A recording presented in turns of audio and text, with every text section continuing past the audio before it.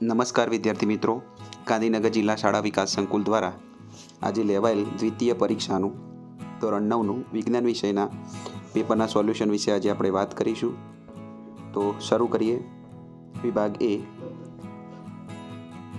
પ્રશ્ન નંબર 1, નીચેના પૈકી કયું સાર્વત્રિક દ્રાવક છે? તો સાર્વત્રિક દ્રાવક અહીંયા જવાબ આવશે પાણી.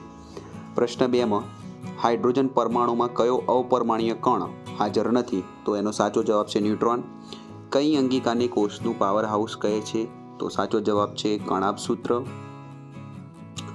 જીનું મૂલ્ય પ્રાયોગિક રીતે સૌ પ્રથમ કોણે મેળવ્યું હતું? તો જીનું મૂલ્ય પ્રાયોગિક રીતે સૌ પ્રથમ હેનરી કેવેન્ડિશે મેળવ્યું હતું. ખાલી જગ્યાઓ પૂરો. સમસ્થાનિક તત્વોમાં ખાલી જગ્યાની સંખ્યા ભિન્ન હોય છે. તો સમસ્થાનિકમાં ન્યુટ્રોનની સંખ્યા ભિન્ન હોય છે. ખાલી જગ્યા પેશી પૂરક પેશી તરીકે આધાર આપવાનું કાર્ય કરે છે. તો એનો સાચો જવાબ આવશે મૃદુતક. પૃથ્વીનું વાતાવરણ પૃથ્વી સાથે ખાલી જગ્યાને લીધે જકડાયેલું છે. તો એનો સાચો જવાબ છે ગુરુત્વાકર્ષણ બળ. એક વાક્ય કે શબ્દમાં ઉત્તર આપો. અહીંયા જે એક સંજ્ઞા આપવામાં આવી છે એ સંજ્ઞા ડાલ્ટન દ્વારા કયા તત્વની છે? તો ડાલ્ટન દ્વારા આપેલી સંજ્ઞાઓમાં આ સંજ્ઞા ગોલ્ડ એટલે કે સોનુની છે. પ્રકાશ સંશ્લેષણ માટે કયો વાયુ આવશ્યક છે? તો કાર્બન ડાયોક્સાઇડ યાની કે CO2. પરમાણુમાં પ્રોટોનનું સ્થાન જણાવો. તો પરમાણુમાં પ્રોટોનનું સ્થાન પરમાણુના કેન્દ્રમાં હોય છે. નીચેના વિધાનો ખરા કે ખોટા છે તે જણાવો. કાર્બન ડાયોક્સાઇડના ઘન સ્વરૂપને સૂકો બરફ કહે છે. તો વિધાન સાચું. ખરું છે. કપૂર ઉદ્વપાતન પામતો પદાર્થ છે. તો ખરું. રુધિર એ સંયોજક પેશી છે. તો ખરું. પ્રશ્ન 14-15માં આપણને જોડકા જોડવામાં આપ્યા છે કીધા છે. તો સોડિયમ તત્વની સંયોજકતા કેટલી થશે? 1. જ્યારે કાર્બનની કેટલી થશે? 4. સાચો જવાબ. વિભાગ 2માં જોઈએ તો અહીંયા 9 પ્રશ્નો આપ્યા છે. એમાંથી આપણે કોઈ પણ 6ના ઉત્તર આપવાના છે, પરંતુ મેં 9 પ્રશ્નો સોલ્વ કર્યા છે. અહીંયા પ્રશ્ન નંબર 16. તો પ્રશ્ન નંબર 16ની અંદર એલપીજી અને સીએનજીનું પૂરું નામ આપણને જણાવવાનું કીધેલ છે. તો એલપીજીનું પૂરું નામ થશે લિક્વિફાઈડ પેટ્રોલિયમ ગેસ. સીએનજીનું પૂરું નામ થશે કોમ્પ્રેસ્ડ નેચરલ ગેસ. ત્યારબાદ નીચે આપેલા તાપમાનને કેલ્વિન માપક્રમમાં ફેરવો. તો કેલ્વિન માપક્રમમાં ફેરવવા માટે સેલ્સિયસ માપની અંદર તમારે 273 ઉમેરવા પડે. તો અહીંયા -20 ડિગ્રી સેલ્સિયસ આપ્યું છે, તો એની અંદર 273 ઉમેરશો એટલે જવાબ આવશે 253 કેલ્વિન. એ જ રીતે 80 ડિગ્રી સેલ્સિયસની અંદર તમે 273 ઉમેરશો એટલે જવાબ આવશે 353 કેલ્વિન. પ્રશ્ન નંબર 18ની અંદર આપણે CO2 અને NH3ના આણ્વીય દળની ગણતરી કરવાની છે. અહીંયા તત્વોના આણ્વીય દળ, પરમાણુ દળ આપણને આપેલા છે. નાઇટ્રોજનનું 14 છે, હાઇડ્રોજનનું 1, ઓક્સિજનનું 16, કાર્બનનું 12. એનો ઉપયોગ કરી આણ્વીય દળની ગણતરી કરીએ તો CO2નું તમારા આણ્વીય દળ થશે 44 અને NH3નું એમોનિયાનું થશે 17. હવે પ્રશ્ન નંબર 19ની અંદર તફાવત આપવાનો છે પ્રોટોન અને ન્યુટ્રોન વચ્ચે.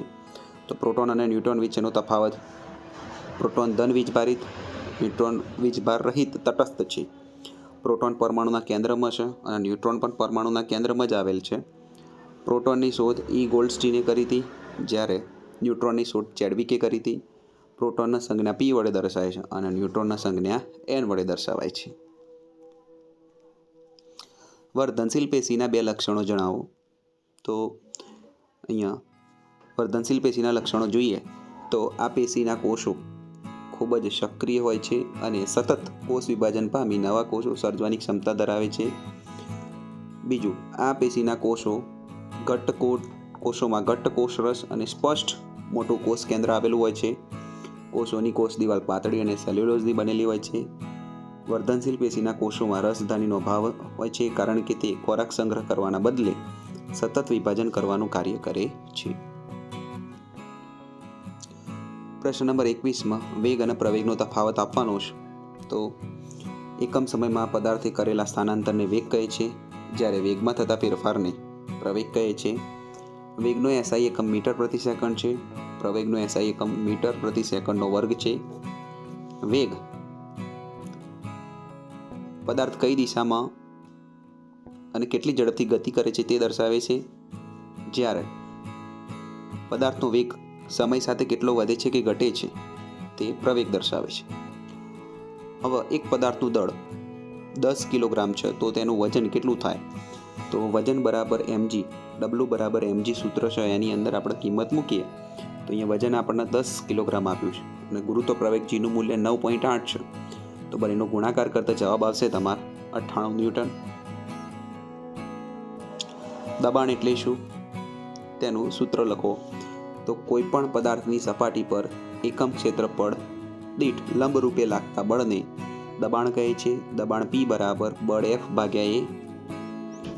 કાર્બન C6 અને સોડિયમ N11માં ઇલેક્ટ્રોનની વહેંચણી કરો તો ઇલેક્ટ્રોનની વહેંચણી અહીંયા બતાવેલ છે. કાર્બનનો પરમાણુ ક્રમાંક 6 છે, એની ઇલેક્ટ્રોન વહેંચણી 2 4 થશે. K કક્ષાની અંદર 2 ઇલેક્ટ્રોન અને L કક્ષાની અંદર 4 ઇલેક્ટ્રોન. તમારે આ રીતે દર્શાવવું હોય તો પણ દર્શાવી શકો કે ભાઈ પહેલી કક્ષામાં 2 ઇલેક્ટ્રોન અને બીજી કક્ષામાં 4 ઇલેક્ટ્રોન.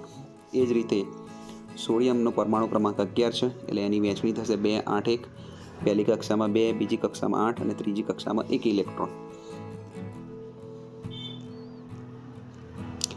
વિભાગ સીમાં સમસ્થાનિકો એટલે શું તેના બે ઉપયોગો લખો.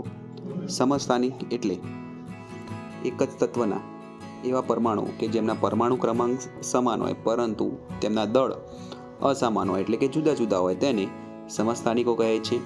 એટલે કે જો સરળ શબ્દોમાં આપણે સમજાવીએ તો સમસ્થાનિકમાં પ્રોટોનની સંખ્યા સરખી હોય પરંતુ ન્યુટ્રોનની સંખ્યા અલગ અલગ હોય છે.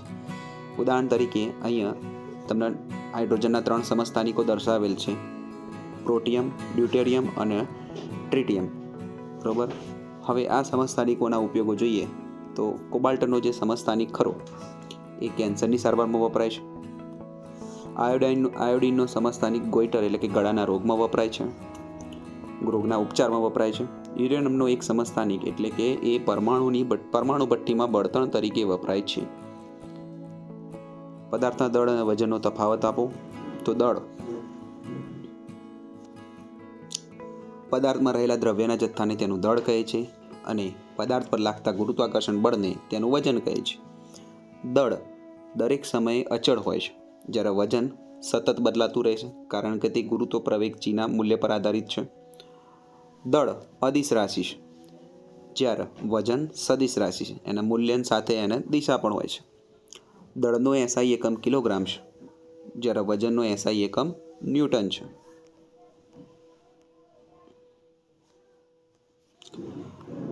ટૂંક નોંધ લખો. કણાભ સૂત્ર. તો કણાભ સૂત્ર એ કોષની અત્યંત મહત્વની અંગિકા છે જેને કોષનું શક્તિઘર પણ કહે છે એટલે કે પાવર હાઉસ પણ કહે છે.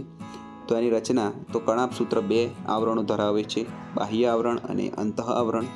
તો બાહ્ય આવરણ ઘણું છિદ્રિષ્ટ હોય છે જ્યારે અંતઃ આવરણ મોટા જ પ્રમાણમાં પ્રવર્ધો ધરાવે છે જેને ક્રિસ્ટી કહેવામાં આવે છે. આ પ્રવર્ધો એટીપીના નિર્માણ માટેની રાસાયણિક પ્રક્રિયાઓ માટે વિશાળ સપાટી પૂરી પાડે છે.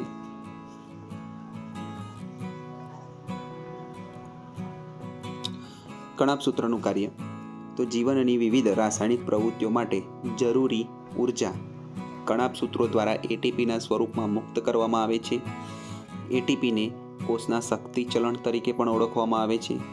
એની વિશિષ્ટતા જોઈએ તો કણાભ સૂત્રો અદ્ભુત અંગિકાઓ છે કારણ કે તેઓ પોતાનું આગવું DNA અને રિબોઝોમ્સ ધરાવે છે. આથી કણાભ સૂત્રો પોતાના કેટલાક પ્રોટીન્સનું નિર્માણ જાતે કરવાની ક્ષમતા ધરાવે છે. સ્થૂલ કોણક પેશીના લક્ષણો જણાવો. તો આ પેશીના કોષો જીવંત, લાંબા અને કોણીય બાજુઓથી અનિયમિત રીતે જાડા હોય છે. કોષોની દિવાલ પર સેલ્યુલોઝ અને પેક્ટિનનું સ્થૂલન એટલે કે જમાવટ થયેલું જોવા મળે છે. આ કારણે કોષોના ખૂણાના ભાગો જાડા હોય છે. અહીં કોષો વચ્ચે આંતરકોષીય અવકાશ ખૂબ જ ઓછો જોવા મળે છે. વનસ્પતિના અંગો જેમ કે પ્રકાંડ, પર્ણદંડને તૂટ્યા વગર સરળતાથી નમવાની નમ્યતા આપે છે. વધુમાં તે વનસ્પતિના કુમળા અંગો, પર્ણદંડ અને દ્વિદળી પ્રકારના અધઃ સ્તરમાં પણ જોવા મળે છે. પ્રશ્ન નંબર 29. અહીં નીચે દર્શાવેલ સૂત્રો ધરાવતા સંયોજનોના નામ લખો. તો પહેલું સંયોજન છે CaO, તો Caનું નામ થશે કેલ્શિયમ ઓક્સાઇડ, AlCl3નું નામ થશે એલ્યુમિનિયમ ક્લોરાઇડ અને CaCO3નું નામ થશે કેલ્શિયમ કાર્બોનેટ.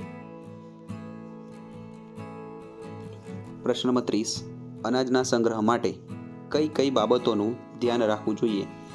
તો સંગ્રહ દરમિયાન નુકસાન કરનારા 2 પરિબળો હોય છે, 2 પ્રકારના હોય છે. એક છે જૈવિક અને બીજું છે અજૈવિક. તો જૈવિક પરિબળોમાં ફૂગ, કીટકો, ઉંદર, ઈતરડી, બેક્ટેરિયા જેવા સજીવોનો સમાવેશ થાય છે.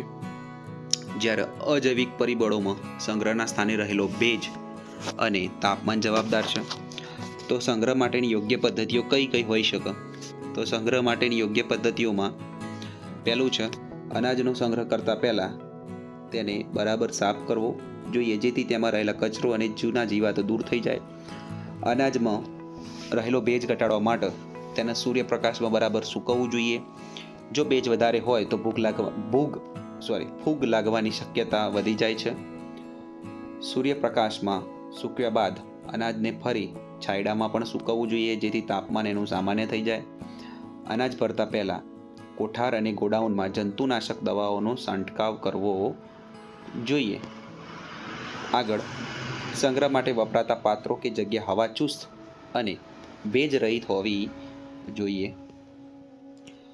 આગળ, લાંબા સમય સુધી અનાજ સાચવવા માટે લીમડાના પાન, દિવેલ કે પારાની ગોળીઓનો પણ ઉપયોગ કરી શકાય છે. હવે પ્રશ્ન નંબર 31, લાદીસમ અધિચ્છદ પેશીના પ્રકારો અને કાર્ય જણાવો. તો લાદીસમ અધિચ્છદ પેશીના પ્રકારો અને કાર્યોમાં પહેલો પ્રકાર જોઈએ તો સરળ લાદીસમ પેશી. તો આની રચના એવી છે કે ભાઈ આ પેશીના કોષો ખૂબ જ પાતળા, ચપટા અને એક જ સ્તરમાં ગોઠવાયેલા હોય છે. તે દેખાવમાં ભોંય તળિયે જડેલી લાદીઓ જેવા લાગે છે. આ પેશીનું સ્થાન રુધિરવાહિનીઓ, ફેફસા, વાયુકોષ્ઠો, અન્નનળી અને મોઢાના સ્તરમાં જોવા મળે છે. આનું કાર્ય તે મુખ્યત્વે પદાર્થોના પસંદગીમાન પ્રવેશશીલ પટલ તરીકે વર્તે છે અને પ્રસરણ દ્વારા વહનનું કાર્ય કરે છે. બીજો પ્રકાર છે સ્ત્રુત લાદીસમ અધિચ્છદ પેશી. તો આની રચનામાં તમે જોવા જશો તો લાદીસમ અધિચ્છદ કોષો અનેક સ્તરોમાં વ્યવસ્થિત ગોઠવાયેલા હોય છે, ત્યારે તેને સ્ત્રુત લાદીસમ અધિચ્છદ કહે છે. એટલે કે આમાં એક લાદી ઉપર બીજી ઉપર ત્રીજી, એ રીતે બધા ગોઠવાયેલા હોય છે. આમાં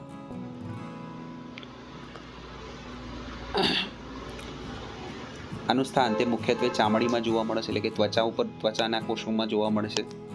એનું કાર્ય કે ત્વચાના કોષોને બહારના ઘસારા સામે રક્ષણ આપવા માટે, પેશીઓને કપાતા કે ફાટતા રોકવા માટે આ સ્તરીય ગોઠવણી જરૂરી છે. તેના પછી છે દળ સંચયનો નિયમ. લખી અને સમજાવો. તો દળ સંચયનો નિયમ કે ભાઈ કોઈ પણ રાસાયણિક પ્રક્રિયામાં દ્રવ્યનું એટલે કે દળનું સર્જન કે વિનાશ થઈ શકતો નથી, અથવા તો કોઈ પણ રાસાયણિક પ્રક્રિયા દરમિયાન પ્રક્રિયકોનું કુલ દળ અને નિપજોનું કુલ દળ હંમેશા સમાન રહે છે. સમજૂતીમાં જોઈએ તો જ્યારે કોઈ પણ રાસાયણિક પ્રક્રિયા થાય છે ત્યારે પરમાણુઓ માત્ર પુનઃ ગોઠવણી પામે છે. પ્રક્રિયા પહેલાંના પદાર્થો એટલે કે પ્રક્રિયકોમાં જેટલા પરમાણુ હોય તેટલા જ પરમાણુ પ્રક્રિયા પછી નવા બનતા પદાર્થો એટલે કે નિપજોમાં હોય છે. ઉદાહરણ તરીકે હાઇડ્રોજન અને ઓક્સિજન વચ્ચે પ્રક્રિયા થાય તો ત્યારે પાણી બને છે, તો પ્રક્રિયકોનું કુલ દળ જેટલું હશે તેટલું જ દળ નિપજ તરીકે મળતા પાણીનું હશે. પ્રાયોગિક ઉદાહરણ એક જોઈએ તો એક કોનિકલ ફ્લાસ્કમાં સોડિયમ સલ્ફેટનું દ્રાવણ લો.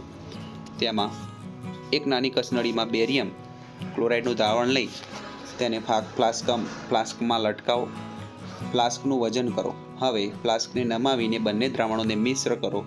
તો પ્રક્રિયા પૂરી થયા બાદ ફરીથી વજન કરશો તો જણાશે કે કુલ વજનમાં કોઈ ફેરફાર થતો નથી, એટલે કે વજન એનું એ જ રહેશે, સેમ રહેશે, એમાં કોઈ ફેરફાર તમને જોવા નહીં મળે. વિભાગ ડીની વાત કરીએ તો વિભાગ ડીની અંદર તમને કુલ 3 પ્રશ્નો આપ્યા છે, એમાંથી કોઈ પણ 2 તમારે એટેમ્પ કરવાના છે, એટલે કે 8 ગુણનો જ વિભાગ ડી છે, એટલે કે પ્રત્યેકના 4 ગુણ છે. તો 3 પ્રશ્નોનું સોલ્યુશન જોઈએ. તો પહેલા પ્રશ્નમાં એવું કીધું છે કે બહુપરમાણુય આયન એટલે શું, તેના ઉદાહરણ આપો.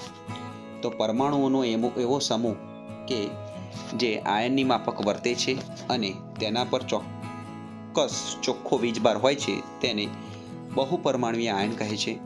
એટલે કે સાદી ભાષામાં કહીએ તો જ્યારે બે કે તેથી વધુ પરમાણુઓ એકબીજા સાથે જોડાઈને એક એકમ તરીકે વર્તે છે અને સમૂહમાં વીજભાર ધરાવે છે ત્યારે તેને બહુપરમાણુય આયન કહે છે.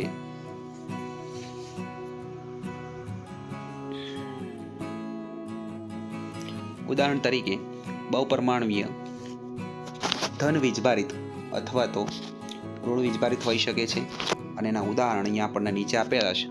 પહેલું ઉદાહરણ જોઈએ તો એમોનિયમ એનું રાસાયણિક સૂત્ર થશે NH4. તો તમે આના ઉપર જોઈ શકો છો વીજભાર +1 છે. હાઇડ્રોક્સાઇડ એટલે કે OH- તો અહીંયા વીજભાર -1 છે. નાઇટ્રેટ તો નાઇટ્રેટમાં છે NO3- એટલે કે -1 વીજભાર છે. કાર્બોનેટમાં જોવા જશો તો CO3 2- છે એટલે એનો વીજભાર થશે -2. બીજું કે રાસાયણિક સૂત્રો લખતી વખતે બહુપરમાણુય આયનોને કૌંસમાં લખવામાં આવે છે જો તેમની સંખ્યા 1 કરતાં વધારે હોય તો. એટલે કે ઉદાહરણ તરીકે જોવા જાઓ તો મેગ્નેશિયમ હાઇડ્રોક્સાઇડ લખવા માટે તમારે MgOH ટ્વાઇસ લખવું પડે, જ્યાં OH એ બહુપરમાણુય આયન છે. બરાબર. આ સિવાય તમે બીજા પણ જોઈ શકો છો, જેમ કે કેલ્શિયમ હાઇડ્રોક્સાઇડ એટલે કે CaOH ટ્વાઇસ. તો આ રીતે લખાશે.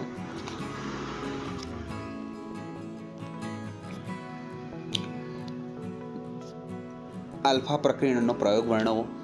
તો આલ્ફા પ્રકીર્ણનનો પ્રયોગ એટલે કે રુથરફોર્ડનો પ્રયોગ એટલે કે વૈજ્ઞાનિક અનેસ રુથરફોર્ડે પરમાણુની અંદર ઇલેક્ટ્રોન કેવી રીતે ગોઠવાયા છે એ જાણવા માટે એમને એક પ્રયોગ કર્યો હતો. એ પ્રયોગના આપણે આલ્ફા કણના પ્રકીર્ણન અથવા તો રુથરફોર્ડના પ્રયોગ તરીકે ઓળખીએ છીએ. તો આ પ્રયોગની ગોઠવણીમાં એમને સોનાનો એક ખૂબ જ પાતળો વરખ એટલે કે આશરે 1000 પરમાણુ જેટલી જાડાઈ ધરાવતો એમને પસંદ કર્યો હતો. આ સોનાના વરખની ઝડપ પર ઝડપથી ગતિ કરતા અને ધન વીજભાર ધરાવતા આલ્ફા કણો એટલે કે હિલિયમ આલ્ફા આયનોનો મારો ચલાવ્યો હતો. તો રુથરફોર્ડે ધાર્યું હતું કે આલ્ફા કણો સોનાના પરમાણુમાં રહેલા પ્રોટોન દ્વારા વિચલિત થશે, પરંતુ અવલોકનો તદ્દન આશ્ચર્યજનક મળે છે. એટલે કે પહેલું અવલોકન તમે જોશો તો મોટાભાગના આલ્ફા કણો વરખમાંથી સીધા પસાર થઈ જાય છે. બીજું, કેટલાક આલ્ફા કણો નાના ખૂણે વિચલન થાય છે. ત્રીજું, ખૂબ જ ઓછા કણો એટલે કે આશરે 12000માંથી એક કણ અથડાઈને 180ના ખૂણે તરત પાછા ફરે છે.